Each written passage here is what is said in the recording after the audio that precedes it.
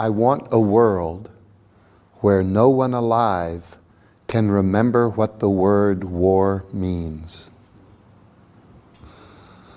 A world free of violence and injustice,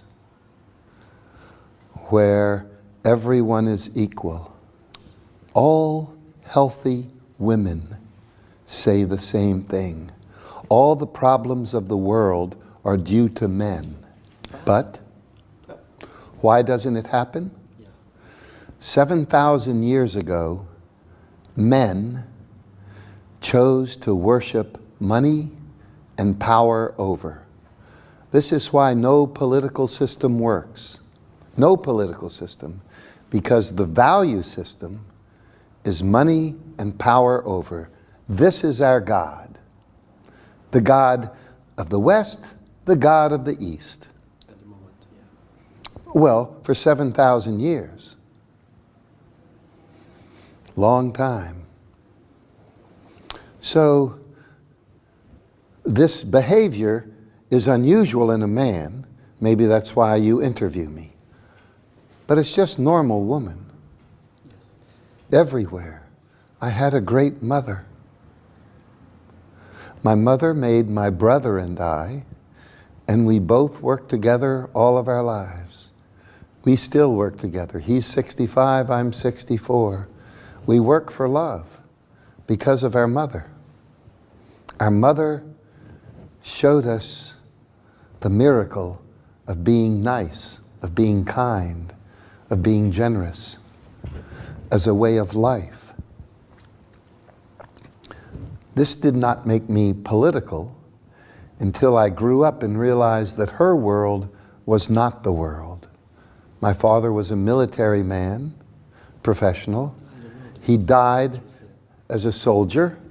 I became a war orphan at the age of 16. No, much earlier. And so, Korea. Okay. And we moved back to the United States, to the South in 1961, which was in a great battle for civil rights for our black people who had no rights. And so I was beaten up every day my last 2 years in high school. And then I wanted to kill myself. I didn't want to live in a world of violence and injustice. So 3 times in 1 year, I was hospitalized for this desire to die. And then, who knows, lightning hits me and says, "Stupid, you don't kill yourself, you make revolution." So at the age of 18, I began a revolution for loving, and it was easy to do because my mother gave me self-esteem. You understand self-esteem? Yes, She made me know, if I decide something, I can do it. So you do it. For 46 years. And No breaks. many things that people who make clown. But you know, they avoid my theories, really. What is something? Let me explain to you. Clowning in a hospital is like this one hair on my head. Yes. You understand? Yes. The idea is to end market capitalism. Yes. The idea, why clown in a hospital? Because hospitals are horrible places. No one likes being in a hospital. Hierarchy where the doctor can be rude and arrogant and treat the nurse badly and everybody else badly. A hospital is serious, technological. No medical school in the world teaches compassion. And when I was a medical student, I see. But long before I go to medical school, I see a world that is serious. At 18, when I decided to make this love revolution, I started to clown everywhere. Not think hospital or nursing home, because the adult world was serious. The adult world was oppressed by this global idea that money and power over are God. And so,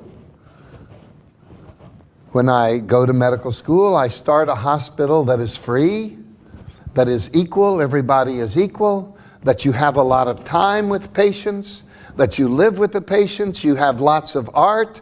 These were the ideas I was working on. Not clowning in the hospital. Yes, I know. This is just a taste. But a movie comes along, movie, and a movie wants to sell tickets.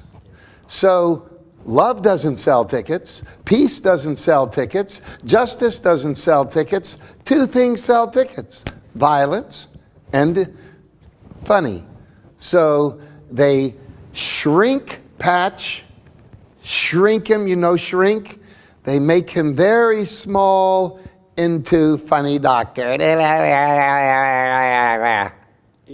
Yes. And so then people see the movie and they go, Patch, funny doctor. Not doctor who wants to end capitalism, not doctor who wants the world to be loving. And even the people who look at the film and become clowns in hospital, they don't even think, maybe I should clown on the street. Well, if you let what I'm saying in this interview, then you came here because of the movie, and I can say things that are important. But I know I feel. But see, the way I dress is part of the message. Yes. To put joy in the public space. Also, wherever I see violence in public, I change into my clown character and it stops the violence. Revolutionary. And it is to connect people. If I look this way and not your way, I am here with three groups. Our own group, Gesundheit Institute, which is about free medicine and joyful medicine and non-hierarchical medicine and medicine as a joyful celebration. I'm here also as part of Clown One Italia, which Training of other people. well, Clown One Italia does training of other people, and different than formal training, certificate training of clowning. It is about spirit of being a loving person.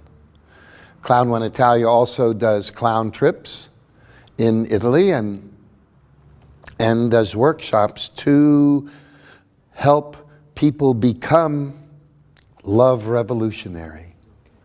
And the third group, I am here with the School for Designing a Society, which is a romantic idea that we can teach people to be revolutionaries for loving change, to move away from market capitalism to a world of compassion and generosity. Okay. I actually don't have any pain for me. I have pain for humanity. Today, 30,000 children will die of starvation. And tomorrow, and this is not interesting, football is interesting. Hair is interesting. Shoes are interesting. But hungry children, not interesting. 20 to 50 million men a day, each day have sex with a child. This is not interesting. Dirty air, dirty water, destroyed environment. This is not interesting. And I do not focus on the pain of this. To go, oh God, this is terrible. I want to say, how can it change? How can it change? I live in paradise with my friends, doing work for love. I live in a planet that for me is paradise. But I am aware that if we don't change to a loving world, there is no hope for human survival. I'm 64.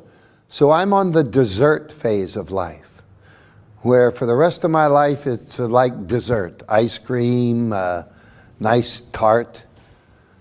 But for your children, your grandchildren, your great-grandchildren, I see no life unless we change. And it mostly doesn't sit as pain because that takes your energy. It is stimulus. Feel the pain, it's horrible. Don't hold the pain. Go, it is painful, let's get to work. Let's get to work joyfully to change it. It is no secret. Women, for all of history, have been doing what we need. All the problems of the world are due to men. You can't name one problem in history due to women. No matter how bad men behave with their wars and their greed and their nasty acts, no matter how badly they behave, the women are raising the children. And so, we only have to act like, did you have a sweet mother? Yes. We only need to act like your mother. Did you have a sweet grandmother?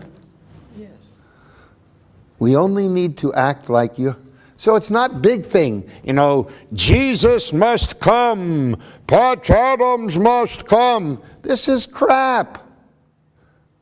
Mama! All we need is mama. What mama brings with her. Does everybody have food? Would you like some more food? Look, your hair, let's brush your hair a little bit. Your clothes, they need to be cleaned. Let's go next door and help the family next door. Normal grandmother. We need grandmother revolution. Well, I live it and invite the people watching this show to live this dream. Hear me. There is no hope for human survival if we don't change to a loving world. There's no hope for rich people in the future. No hope for anybody if we don't make a world whose values are compassion and generosity.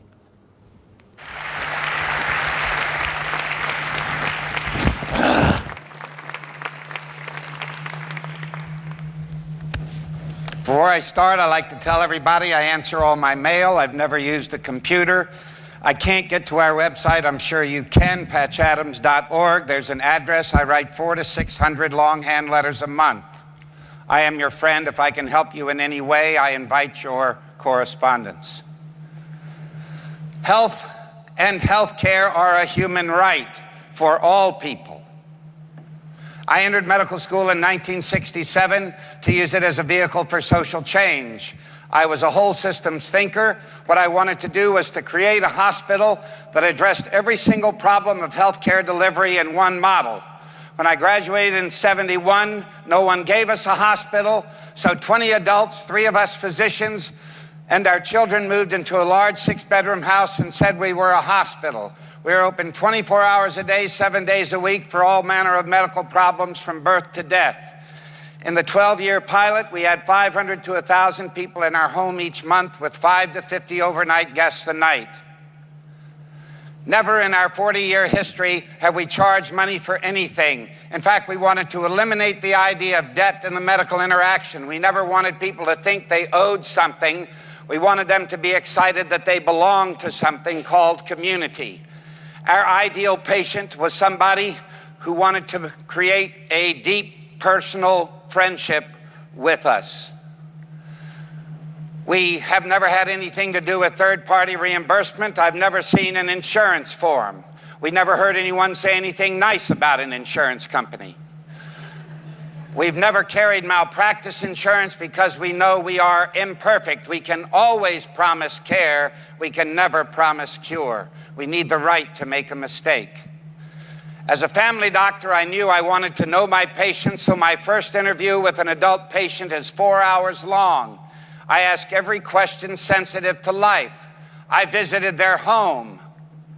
And what I found out was that less than 3% of the adult population I saw did not have self-esteem. Less than 5% had any idea what a day-to-day vitality for life was about. What we just heard about health, practically no one actually was proactive for their health. And that's why from our very beginning we integrated medicine with performing arts, arts and crafts, agriculture, nature, education, recreation, and social service. In a way, we use their disease as a gimmick to get them into a university of human culture. We were teaching love, joy, humor, passion, hope, wonder, curiosity, creativity, intimacy, shared efforts with people. We've been the only hospital to integrate all the healing arts. When we started, it was against the law. Our law is, what do the patients need? So from our very beginning, everything you've ever heard of as complementary care, we have been involved in. We weren't given a single donation in those first 12 years, and no one gave us a donation of any kind, and so we worked outside jobs to pay to practice medicine. For 40 years, I have paid to be a doctor. And I say that without any sense of sacrifice or long and hard journey. Rather, the unencumbered practice of care is an ecstatic experience worth paying to do. We also never had anything resembling privacy. There was never, in any course of the day, anything resembling privacy. And yet our first 9 years, no staff person left. And this was, in a way, what the Hollywood movie picked up on, and that is that we were the first silly hospital in history. We were silly to live with and silly to die with. If you only have a week to live, I'm your man. We also never disliked a patient enough to give them a psychiatric medication. We were interested in exploring non-pharmaceutical mental health. And 3,000 of our 15,000 patients that came through our home had profound mental illness, and we never gave any medication. After 12 years, we realized that it was more important for us to build a model hospital than to do the cute frontier work that we were doing, and that in order to do that, having refused publicity before this, we realized that this country never rewards intelligence, it rewards fame. And so I agreed to become famous in hopes that that would build our hospital. We had such a difficult time closing. We loved the practice of medicine. I learned to live on very little sleep. I learned the thrill of loving people. To give you an idea, you're wondering, well, what the hell did he do with schizophrenia? There were times I held them in my arms for 10 hours, saying I love you, and also goofing, playing.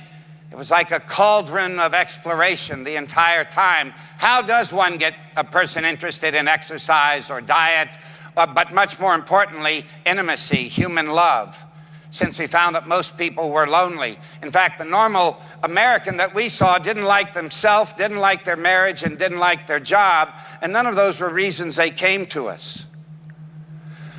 So we closed our doors, knowing that we couldn't tell a nation with so many people who couldn't get care. And as we've heard, even if you could afford care, you can't get the kind of care that we give.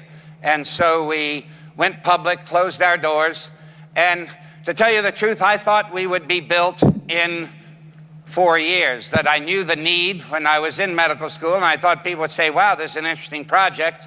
Let's fund it and see what happens. So we went public. I got famous. I started to lecture. I've been on the road now for 27 years in 70 countries, most of that time 300 days a year. I've lectured at over 90 of our medical schools, many of them many times, medical schools in 70 countries. I correspond with medical personnel in 120 countries. Nowhere are hospitals happy in the world. Medical students are hugely dissatisfied. If I go to a country to speak, 6,000 students show up. They would love a joyful, sweet practice of medicine. All over the world, physicians are rude. There is a hierarchy. All over the world, there is a deep sadness that you don't have enough time with patients, that it was so much of a mash in this work for healthcare reform to think that somehow if we paid for everything, we would have good healthcare delivery or health delivery. And all this time, I thought that by having good ideas, we would be funded. You understand, we've eliminated 90% of the cost of healthcare. For example, at our hospital, The cleaning person and the surgeon make the same salary, $300 a month. And you may think only nuts would apply. Thousands of doctors and nurses apply every year to work for $300 a month. Why? I like to think of it as the gradient of working for money or working for love, that people will trade several $1 million a year as a surgeon for $3,600 to serve humanity. They also have added the component of really being concerned with the future of humanity and knowing that we need another way of living if we're to survive as a species. And during our 40 years, the environmental movement obviously became very important, differently important. And so we are a communal eco-village project. The permanent staff will live at our hospital. In these travels, we've connected with projects all over the world. I started to take what we call clown trips all over the world. We've done that literally in 3 war zones and countless refugee camps. And in a way, it's our education to teach compassion, because we found out that no medical school in the world teaches compassion as an embedded course, that from the first day until graduation, that it is clear that the practice of medicine is the practice of compassion with whatever humble tools and knowledge that you have to help another person. So, particularly since the film promised to build our hospital. None of the profits from the film ever came to us. And so basically 40 years into this work, we are still trying to build our hospital. We have 310 acres in Pocahontas County, West Virginia, and we have an unlimited number of doctors and nurses and personnel ready to work there. We wanted to go to the poorest state. A very exciting thing is 2 weeks ago, we broke ground, and we are now starting to build. And the nice thing about it taking so long is that imagine if you had 40 years to think about design, 40 years to think about what your ideal practice is, not what you'll get by with. And so the intelligence of the design is so much sweeter than it was at the beginning of this work. And we've also found ways to make it so much cheaper, again, through creating an economic system that's based on friendship and shared skills and these sorts of things. Another very exciting thing in our work is that by being involved in medical students from all over the world and seeing the agony of their experience in medical school, of it not being what they dreamed it would be in care, that we have been challenging medical schools for 30 years all over the world to create an embedded course in compassion. And last month, University of Peru, Cayetano Heredia has agreed to let us, what we're going to do is study what that means, compassion, in the practice of medicine. And very soon on our website, you will see the papers going up, the things that the students in this medical school will explore for 1 year. And then we will collectively, because we didn't want to come in as the old fart doctors who thought we knew what to do. We wanted to work with medical students. And an exciting thing is that because we're involved with medical students all over the world, we're inviting medical students all over the world to form groups within their own school for 1 year to study the things that you, again, will see on our website, to then collectively create a syllabus for the embedding of compassion as what the practice of medicine is. So that, all this in the last month, it's kind of thrilling to age, isn't it? I did get health insurance for the first time in May, thanks to your tax dollars. I turned 65, so I don't know if I really feel covered. But I have been one of those people who have lived healthy. However nice and wonderful and healthy I was at 30, it's nothing like my health is at 65. And so we've got to start giving aging a really good vibration. I was very interested in what was said about the teaching of health. And, you know, I'll be honest with you, our patient said, "Cut the crap, doc, give me a pill." that was a normal patient that they actually didn't want. And so we tricked them by having large dances 3 times a week. I'm not exercising, I'm having fun. And we would trick them in so many ways. I don't really have time to go into those ways, but they came and stayed in our home, so they had to eat the food we prepared. And there was a constant exposure. What I required of our staff is I wanted a staff, permanent staff, that were happy, funny, loving, cooperative, creative, and thoughtful. Those were the degrees that I wanted them to bring, so that that would be the context for both the caregiver and the patient and the families, because for us, the health of the caregiver is as important as the health of the patient. And so we literally had a huge atmosphere of tenderness and sweetness at all times. And I'm thrilled to say my sons, who are 34 and 23, they work with me. My brother works with me. It's a lot of nepotism going on. And that a lot of the people have been involved with us for a huge amount of time. I've never had any discouragement, not for 1 second. People have said, has it been hard? Hard would have been working in the American system. In my medical school, 90% of the attendings that I saw as a student were rude and arrogant. And my mother taught me never, that was about the worst thing a human could be. And I couldn't believe how everyone was silent about it. Hospitals have asked me and said, what can we do about our rude, arrogant doctors? I say, just have them either give them a large financial punishment, or have them wear a sign, I am a rude doctor, and see if that doesn't affect change somehow. That nothing has been hard about this journey. It has been a thrill to practice medicine. It has been, I never dreamed that we would be involved all over the world. We're active in 40 countries. 6 years ago, we found 5-year-olds in the Peruvian Amazon with gonorrhea. And we have a lifetime project there. We decided 6 years ago, and just in this August, we had 135 people from 13 countries, a number of medical students, and we are using Paulo Freire's work and trying to understand how to help a society move from child sexual slavery. If you're not aware of the issue, it's a $15 billion a year industry, 20 to 50 million men a day. We've been very concerned about orphan work. We've been involved in Russia for 26 years, and we now take care of 400 orphans in Moscow and St. Petersburg.